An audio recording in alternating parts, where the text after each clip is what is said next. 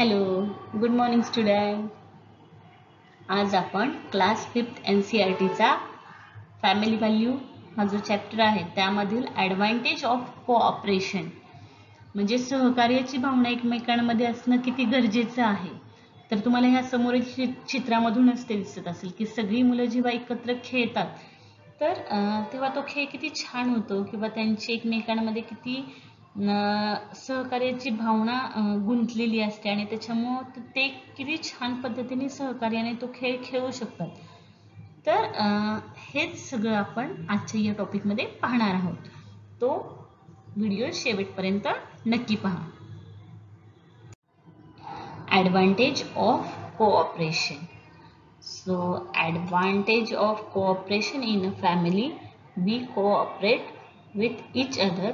Similarly in team sports, the more players cooperate with one another, the better is their game. Instead of keeping the feeling of cooperation restricted to sports, we should bring it into public life as well.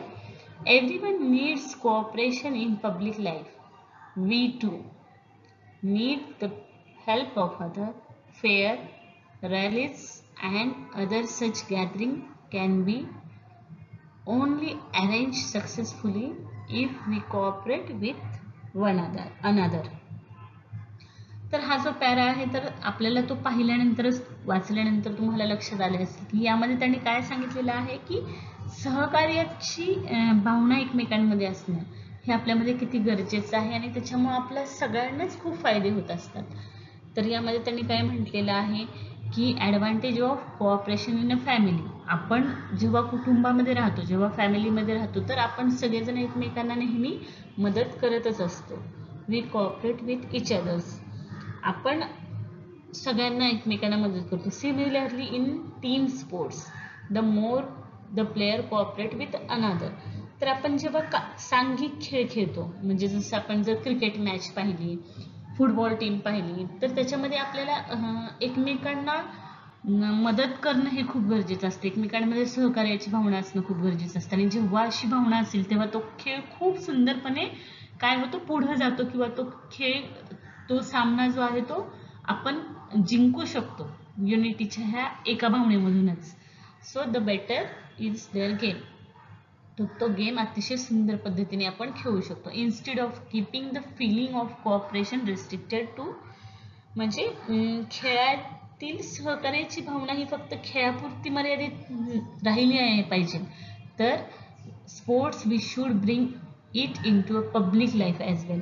तर आपल्याला सामाजिक जीवनात सुद्धा ती भावना काय झाली पाहिजे ती आपल्याला वापरता आली पाहिजे. Everyone needs cooperation in public life. प्रत्येकाला इतरांच्या मदतीची गरज असते. आपल्यालाही इतरांच्या मदतीची गरज असते. आपण कधीही आपण एकट्याने सगळं अचीव करू असं होऊ शकत नाही. आपल्याकडे कितीही पैसे असतील ना तरी आपण समाजामध्ये जेव्हा बाहेर पडतो तेव्हा आपल्याला इतरांच्या मदतीची गरज ही कायम लागते. So we too need the help of others. आपल्याला सुद्धा कायम मदतीची गरज लागते. Fairs rallies and other such gathering can be arrange successfully if we cooperate with one another.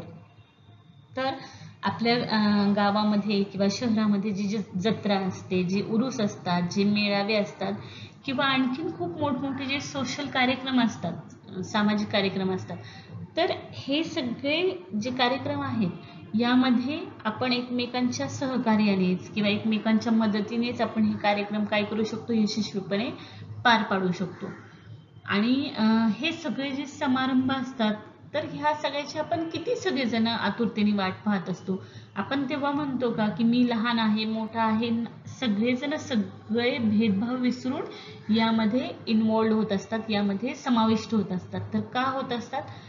कारण ही भावनाच अशी आहे की त्यामध्ये काय होतं सगळेजण एकत्र येतात आणि त्या सगळ्याचा त्यांना काय होतो फायदाच होतो किंवा सगळ्यांना त्याचा आनंदच मिळतो.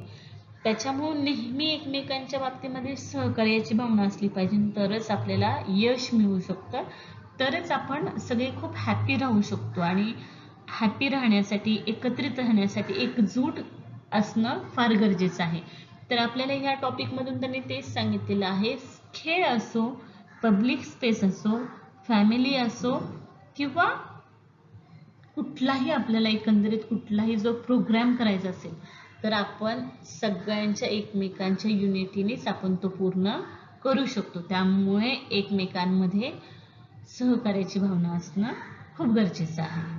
नक्कीच तुम्हाला हा पॉईंट व्यवस्थित समजला असेल. आता आपण पुढच्या पॉईंटकडे वळूयात.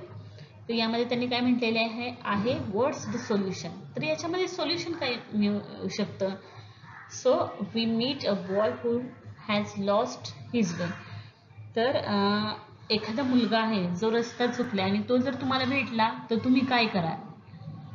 सेकंड क्वेश्चन आहे while on a trip we realise that our friend has forgotten her tiffin at home. तर तुम्ही ट्रिपला गेलेला आहात आणि तुम्हाला लक्षात आले की काय लक्षात आलेलं आहे की तुमच्या मैत्रिणीचा डबा घरी विसरलेला आहे. तर अशा वेळेस तुम्ही काय कराल. तुम्ही तुमचा डबा त्यांना द्याल की तुम्ही तिच्याशी काही शेअर करणार नाही किंवा तुम्ही तिला कोऑपरेट करणार नाही. तुम्ही काय करणार ते तुम्ही मला कमेंट बॉक्समध्ये लिहून नक्की सांगणार आहात. Some people are stuck in the lift of building. आणि काही जी लोक आहेत सपोज तर ती लिफ्टमध्ये अडकलेली आहे. तर अशा वेळेस तुम्ही काय करू शकता. म्हणजे हे 3 तुम्हाला वेगवेगळे प्रसंग दिलेले आहेत आणि त्यामध्ये त्यांनी तुम्हाला विचारलेलं आहे ॲज तुम्ही ह्या समाजाचा पार्ट म्हणून यामध्ये तुम्ही त्यांची काय मदत कराल. कशा पद्धतीने तुम्ही यामध्ये इन्वॉल्व होऊ शकता किंवा कशा पद्धतीने तुम्ही याच्यामध्ये समाविष्ट होऊ शकता. तर तुमची काय उत्तर आहे. तर प्रत्येक विद्यार्थी मित्राने आपापलं उत्तर मला खाली कमेंट बॉक्समध्ये लिहून पाठवणार आहे की हरवलेल्या मुलाला तुम्ही रस्ता शोधून देण्यासाठी मदत कराल का. त्याच्या घरच्यांपर्यंत पोहोचण्यामध्ये तुम्ही त्याची काय काय मदत करू शकता किंवा तुमच्या मैत्रिणींनी जर टिफिन विसरला असेल तर त्यामध्ये तुम्ही काय करू शकता किंवा जर लिफ्टमध्ये लोक अडकली असतील तर अशा सिच्युएशनमध्ये तुम्ही त्यांना कुठल्या अँगलनी मदत करू शकता आणि तुम्ही मदत करणार का मदत करणार नाही. या सगळ्या प्रश्नांची उत्तरं तुम्ही मला कमेंट बॉक्समध्ये लिहून पाठवणार आहात. So read and discuss. Read the dialogue given below, discuss the problem stated and its solution. तर यामध्ये तुम्हाला हा सिनारिओ 2 वेगवेगळे सिनारिओ दिसत आहेत. तर यामध्ये त्यांचं डिस्कशन झालेलं आहे एखाद्या प्रॉब्लेमच्या बाबतीमध्ये आणि त्याचं सोल्युशन ते कशा पद्धतीने काढू शकतात हे त्यांनी तुम्हाला यामध्ये सांगितलेलं आहे. Are teachers taking us a sea food. It will be a lot of fun but let us not include Savita and Samir in our group. Savita talk too much and Samir is always playing pranks. तर मग त्याने काय सांगितलेलं आहे की त्यांचे जे teachers आहेत तर टीचर काय करणार आहेत त्यांना किल्ला दाखवायला नेणार आहेत. फोर्ट दाखवण्यासाठी त्यांना नेणार आहेत आणि त्याला खूप मजा येणार आहे. आणि आपल्या गटामध्ये ते समीर आणि सविता नावाची जी मुलगी आहे त्यांना ते घेणार नाहीत. का बरं. का तर समीर खूप प्रँक करतो, खूप खोड्या काढतो आणि सविता जी आहे ती खूप बोलते. Savita is talk too much म्हणजे ती खूप बडबड करते म्हणून आम्ही त्यांना आमच्या ग्रुपमध्ये घेणार नाहीये. So what.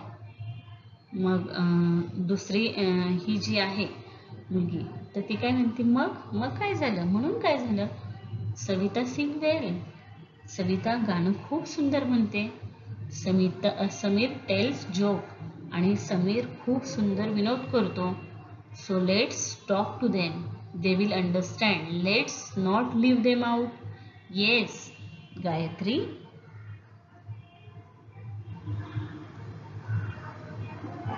तर मग यामध्ये त्यांनी काय म्हटलेलं आहे की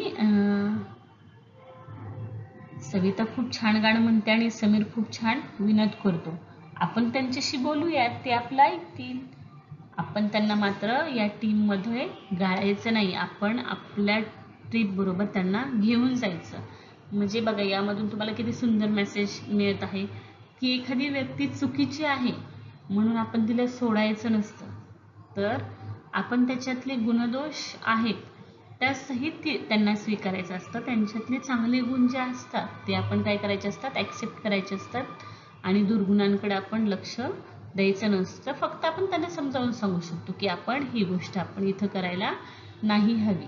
अशा पद्धतीने आपण त्यांना समजावलं पाहिजे. हे आपल्याला पहिल्या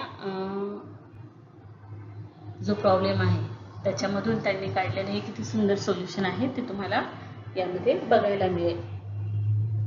आता त्याचप्रमाणे दुसऱ्या ह्याच्यामध्ये मग त्यांनी काय म्हटलेलं आहे, that's true, I did not think of that, let's prepare for the trip together.